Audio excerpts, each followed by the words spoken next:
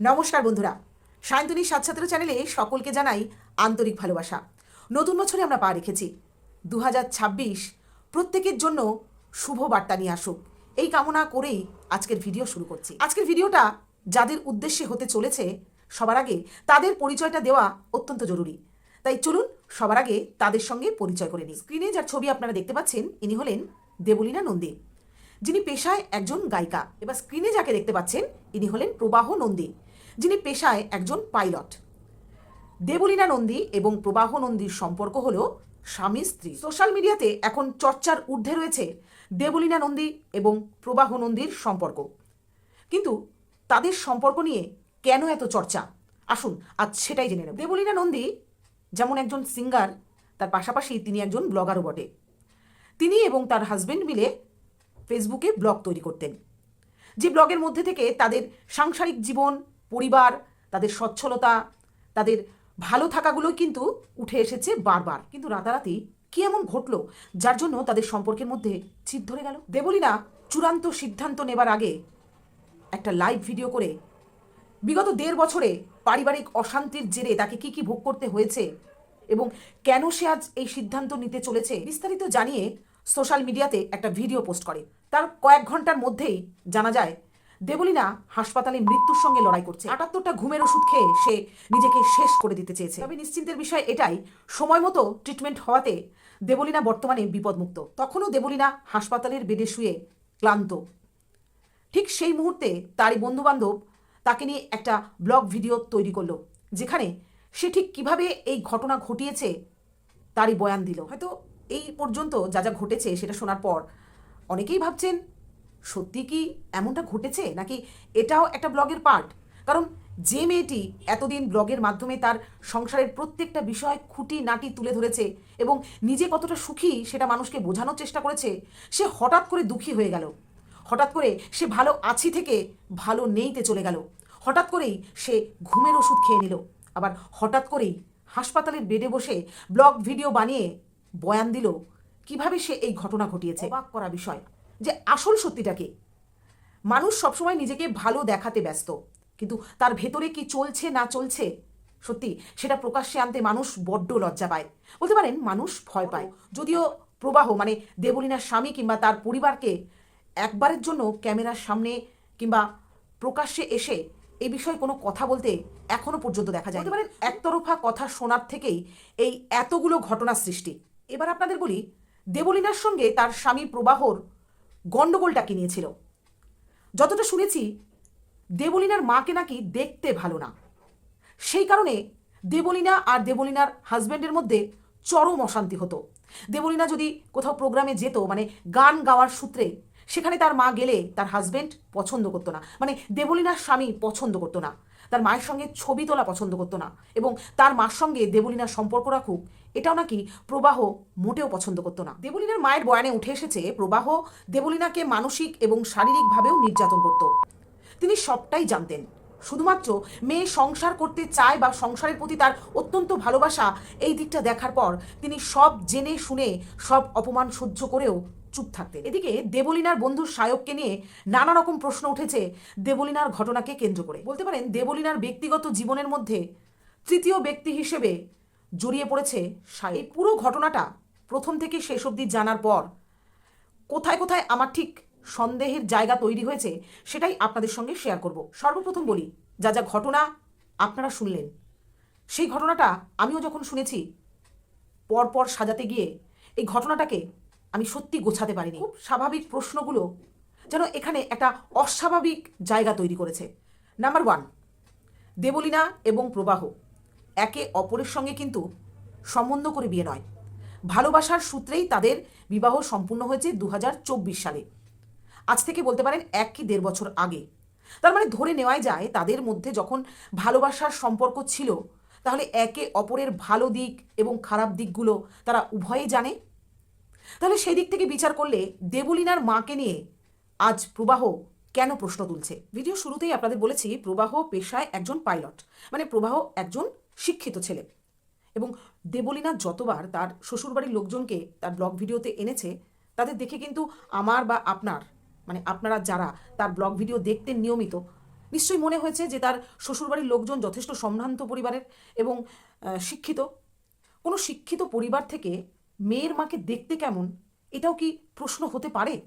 আর দেখতে খারাপ বলে তার মেয়ের সঙ্গে তার যোগাযোগ বন্ধ করে দেওয়া দরকার, এটা কি কোনো শিক্ষিত ছেলে মানে প্রেশার দিতে পারে কোনো মেয়েকে? মানে আমার কাছে এটা একটা অদ্ভুতই বিষয় লাগছে। জানি না আপনাদের কাছে এটা আদৌ কোনো রকম সন্দেহের জায়গা তৈরি করছে কিনা। কারণ মা তো মাই হয়, তার চেহারা যেমনই হোক না কেন, সেও তো 10 মাস 10 দিন গর্ভে ধারণ করে তার সন্তানকে কষ্ট করে বড় করেছে। এটুকুও কি কোনো শিক্ষিত পরিবার বোঝে না? কিন্তু আমি ধরলাম অশান্তি হয়তো অন্য কোনো কারণে মার সাথে হয়েছে, যে তার বাড়িতে হয়তো তার আসা যাওয়াটা তারা পছন্দ করছে না, বা তার মেয়ের সাথে যোগাযোগটা তারা অন্য কারণে পছন্দ করছে না। কিন্তু শুধুমাত্র দেখতে খারাপ হওয়ার কারণে এই প্রশ্নগুলো উঠতে পারে বলে আপনাদের কি মনে হয়? নাম্বার 2, যদি ধরেও নিই প্রবাহ এবং দেবলীনার মধ্যে প্রতিদিন প্রচণ্ড অশান্তি হতো, যার জেরে দেবলীনা এত বড় একটা চূড়ান্ত সিদ্ধান্ত নিতে চলেছিল, তাহলে কি সম্ভব চূড়ান্ত অশান্তির মধ্যে প্রতিদিন হেসে খেলে একে অপরের সঙ্গে একটা সুখের সংসারের ব্লগ ভিডিও বানাতে পারে, যেখানে সম্পর্কটা স্বামী স্ত্রীর, সেখানে শুধুমাত্র ভিউ কামানোর উদ্দেশ্য নিয়ে কোনো সুস্থ মানুষ কি আগের দিনের অশান্তিটাকে সেই মুহূর্তের জন্য ভুলে গিয়ে এভাবে ক্লোজ হয়ে ভিডিও করে পোস্ট করতে পারে? আপনাদের কি মনে হয়? নাম্বার 3, প্রথম প্রথম শুনেছি দেবলীনা একাই তার মাকে দেখাশোনা করে। এখন তো দেখছি দেবলীনার একজন দিদিও রয়েছে, আবার ভাইও রয়েছে। সে ছোট থেকে মানে দেবলীনা ছোট থেকে অনেক স্ট্রাগল করে বড় হয়েছে।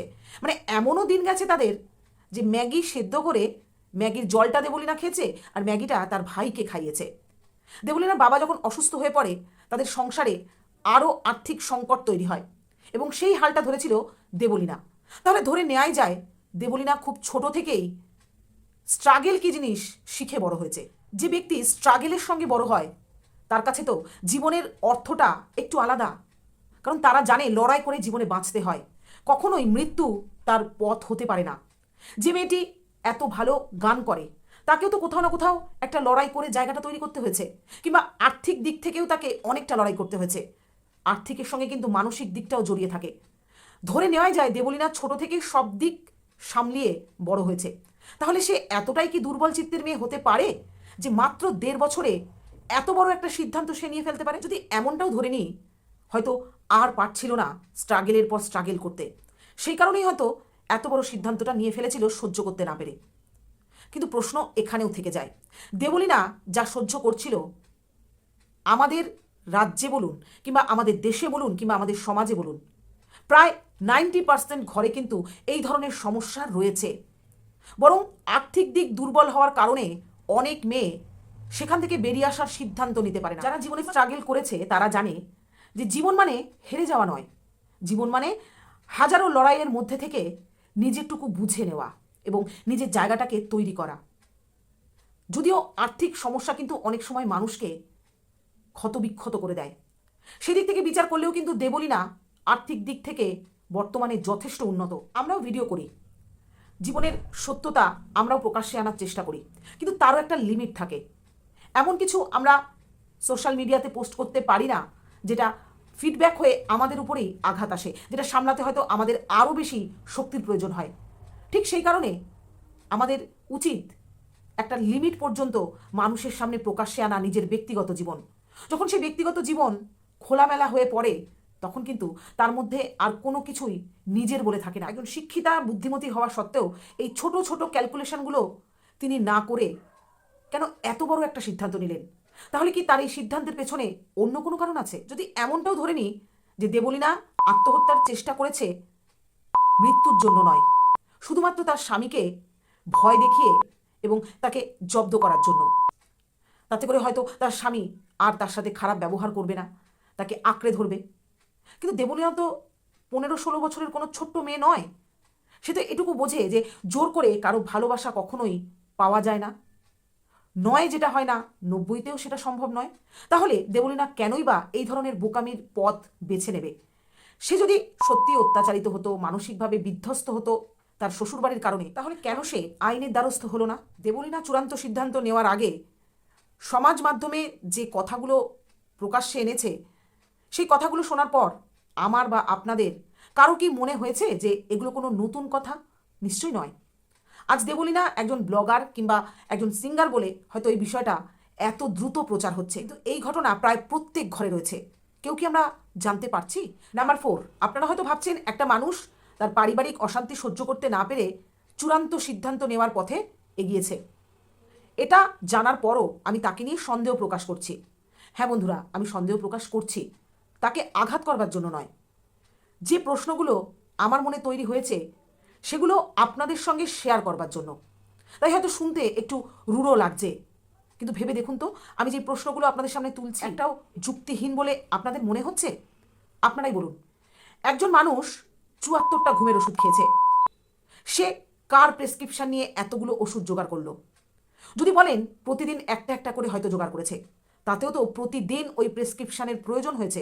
তাহলে সেই প্রেসক্রিপশনই বা কার? কেনই বা একজন তার ঘুমের ওষুধের প্রেসক্রিপশন আরেকজনের হাতে দিল? আর যদি এগুলো কোনোটাই না হয়ে থাকে, তাহলে একসঙ্গে বা আলাদা যেভাবেই হোক না কেন অতগুলো ঘুমের ওষুধ দেবলীনা কোথা থেকে পেল? যদি কোনো ডাক্তারখানা থেকে বা ওষুধের দোকান থেকে কিনে থাকে, তাহলে তো প্রশ্ন থাকছে, উইদাউট প্রেসক্রিপশানে কি ঘুমের ওষুধ দেওয়ার নিয়ম আছে? তাহলে সেই ডাক্তারখানা কিংবা ওষুধের দোকানে এখনও কি কোনো তদন্ত হয়েছে, না তাদেরকে অ্যারেস্ট করা হয়েছে? নাম্বার 5, কোন হাসপাতালে বেডে একজন পেশেন্ট যখন মৃত্যুর সঙ্গে লড়াই করে সাময়িক সুস্থ হয়েছে, সেখানে বসে ভিডিও অন করে ব্লগ তৈরি করা যায়? কোন হাসপাতালে এমন পারমিশন দেয় বলতে পারেন? নাম্বার 6, প্রশ্ন তুলছে সেই সব বন্ধুদের নিয়ে যারা একজন পেশেন্ট যে কিনা মৃত্যুর সঙ্গে লড়াই করে সবেমাত্র একটু ধাতস্থ হয়েছে, তার ঘটনা, তার ওষুধ খাওয়ার পদ্ধতি, বিভিন্ন রকম বিবরণ কিভাবে সেই মুহূর্তে ব্লগের আকারে ভিডিও করে পোস্ট করতে পারে, যদি তারা দেবলীনার শুভাকাঙ্ক্ষী বন্ধুই হয়ে থাকে। আর যদি এমন হাসপাতাল থেকেও থাকে যেখানে এরকম ধরনের পেশেন্টের সামনে বসে ব্লগ ভিডিও বানানো যায় তাকে নিয়ে, তাহলে এই হাসপাতালের এগেনস্টে কি এখনো কোনো আইনি ব্যবস্থা হয়েছে? নাম্বার 7, শুনলে অবাক হবেন, দেবলীনার মায়ের কথায় উঠে এসেছে আজও নাকি দেবলীনা বলছে একবার যদি প্রবাহ তাকে ফোন করে সে তার কাছে ছুটে যাবে। আচ্ছা আপনারাই বলুন তো, দেবলীনা যদি একটা ফোনের অপেক্ষায় করে থাকে, তাহলে সে এত বড় একটা ঘটনা ঘটালো কি ভেবে? তাহলে কি তাদের মধ্যে অশান্তিটা এতটাই কম ছিল যে একটা ফোনই সব কিছু ঠিক করে দিতে পারে? যে ঘটনা ঘটলো তাতে করে আগামী দিনে স্বামী স্ত্রীর মধ্যে সম্পর্ক কতটা সঠিক জায়গায় পৌঁছাবে সত্যি সেটা আমার জানা নেই। কারণ যে পরিস্থিতি এখন চলছে তাতে করে সম্মানের দিক থেকে যদি বিচার করা হয়, তাহলে দেবলীনার কারণে তার শ্বশুরবাড়ির সম্মান অনেকটাই নষ্ট হয়েছে। সেই জায়গাটা পুনরায় ফিরে পেতে আদৌ কি দেবলীনা সক্ষম হবে? নাম্বার 8, দেবলীনা বলেছে বিয়ের আগ পর্যন্ত সব থেকে বেশি সে নিজেকে ভালোবাসত, কিন্তু বিয়ের পরে সব থেকে বেশি সে তার স্বামী প্রবাহকে ভালোবাসে, তারপর ভালোবাসে তার মিউজিক মানে গানকে, তারপরে তার মাকে এবং নিজেকে। আচ্ছা আপনারা একটা কথা বলুন তো, যে ঘটনাটা ঘটলো এরপরে কি দেবলীনা আদৌ নিজেকে ভালোবাসত কিনা সেটা নিয়ে কি সন্দেহ থাকছে না? যদি নাই থাকবে, তাহলে সে কি একবারের জন্য ভেবেছিল তার যদি কিছু হয়ে যেত তার মাকে কে দেখতো? আর যদি বিয়ের পরে প্রবাহকে সব থেকে বেশি ভালোবেসে থাকে, তাহলে প্রবাহর সম্মান নিয়ে সে কেন এতটুকু ভাবলো না? কেন নিজেরা এক জায়গায় বসে নিজের সমস্যাগুলোকে সলভ করলো না, কিংবা নিজের সমস্যাগুলোকে একে অপরের সঙ্গে শেয়ার করে একটা সিদ্ধান্তে পৌঁছালো না? নাম্বার 9, অনেকেই হয়তো আমার এই ভিডিওটা দেখে ভাবছেন আমি একজন মেয়ে হয়ে কিভাবে মেয়ের এগেনস্টে গিয়ে কথা বলছি। দেখুন বন্ধুরা, কথাটা মেয়ের পক্ষে বলবো না ছেলের পক্ষে এটা বিষয় নয়, বিষয় হচ্ছে কথাটা কোনটা সঠিক, প্রবাহ সঠিক নাকি দেবলীনা? এটাই এখনো পর্যন্ত বুঝে উঠতে পারছি না। কারণ একতরফা শুনতে শুনতে যে বিষয়গুলো দেবলীনা বা তার পরিবার বা তার বন্ধু মহল তুলে ধরেছে, তাতে করেই এই প্রত্যেকটা প্রশ্ন আমার মনে জেগেছে। তবে যতক্ষণ না প্রবাহ ক্যামেরার সামনে এসে কিংবা মিডিয়া মাধ্যমে নিজের কথাগুলো তুলে ধরছে, ততক্ষণ কিন্তু কম্পেয়ার করা যাচ্ছে না কে ঠিক কে ভুল। তাই সেদিক থেকে বিচার করে আমি প্রবাহকে একটা সাইডেই রাখছি। কারণ একটা খারাপ মেয়েকে দিয়ে যেমন সমাজের প্রত্যেকটা মেয়েকে বিচার করা যায় না, ঠিক তেমনই একটা খারাপ ছেলেকে দিয়ে কখনোই সমাজের সব ছেলেকে তুলনা করা যায় না। নাম্বার 10, একটু ভালো করে ভেবে দেখুন তো বন্ধুরা, যদি কেউ কাউকে মন থেকে প্রাণ থেকে ভালোবেসে থাকে, তাহলে তার সম্পর্কে এভাবে সোশ্যাল মিডিয়াতে এসে ওপেনলি ব্লগ করে সমস্ত কথা বলা সত্যি কি চায়? আর হ্যাঁ, ভালোবাসা কখনোই একতরফা হয় না, এটা কিন্তু আমরা প্রত্যেকেই জানি, ছোট থেকে বড় প্রত্যেকে। সেই জায়গায় দাঁড়িয়ে নিশ্চয়ই দেবলীনা একা একাই প্রবাহকে ভালোবেসে গেছে তা নয়, প্রবাহও নিশ্চয়ই তাকে ভালোবাসত বলেই একে অপরকে ভালোবেসেই বিয়েটা করেছিল। তাহলে সেদিক থেকে বিচার করলে আজ প্রবাহ কিন্তু মুখে কুলু পেটেছে এই পর্যন্ত। তাকে একবারের জন্য কোনো ব্লগে কিংবা সোশ্যাল মিডিয়াতে এসে দেবলীনা সম্পর্কে একটা কথা বলতেও কিন্তু আমরা দেখছি না। নাম্বার 11, আচ্ছা আপনারাই বলুন, বন্ধু কাকে বলে?